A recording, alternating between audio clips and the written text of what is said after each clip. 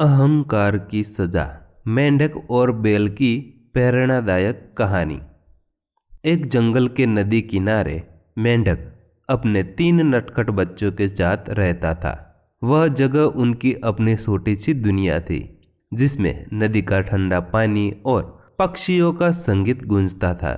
यह परिवार बाहरी दुनिया से बिल्कुल अनजान था और वहीं की शांति में खुशहाल जीवन जी रहा था। लेकिन इस शांत संसार में मेंढक के भीतर एक बात गहराई तक बैठी थी कि वह खुद को सबसे बड़ा और शक्तिशाली मानता था। हर शाम वह अपने बच्चों को अपनी बहादुरी के किस्से सुनाता।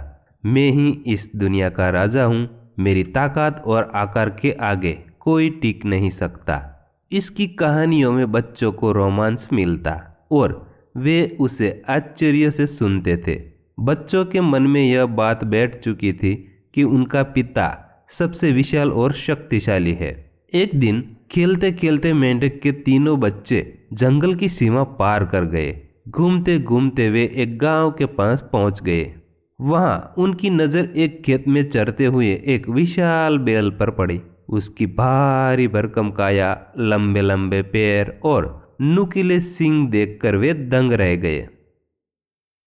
उनमें से एक ने कांपती आवाज में कहा, इतना बड़ा जीव, यह क्या हो सकता है?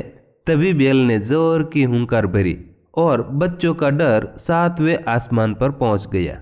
वे उल्टे पांव भागते हुए अपने घर आ गए। अपने बच्चों को हाँफते हुए और डरा हुआ देखकर मेंढक ने पूछा, क्या हुआ? तुम लोग इतने घबराए हुए क्यों हो? बच्चों ने सारी बात बताई। पापा, हमने आज तक का सबसे बड़ा जीव देखा, वह आपसे भी बड़ा था। मेंढक ने कहा, बड़ा? मुझसे बड़ा? मेंढक के चेहरे पर अविश्वास की छाया छा गई। बच्चे बोले, हाँ, उसके 4 विशाल पैर थे, लंबी पूंछ और नुकीले सींग। वह बहुत ही डरावना था। उसका शरीर आपके सामने कुछ भी नहीं। यह सुनते ही मेंढक ने अभिमान को ठेस लगी और जोर से बोला, तुम्हें लगता है वह मुझसे बड़ा है? रुको, मैं तुम्हें दिखाता हूँ कि मैं कितना बड़ा हो सकता हूँ। मेंढक ने सांस खींची और हवा भरकर अपना शरीर फुलाना शुरू किया। अब देखो, क्या वह इतना बड़ा था? उसने पूछा। बच्चे बोले, नहीं, इससे भी बड़ा। मेंढक ने और जोर लगाया और अपना शरीर और फुला लिया।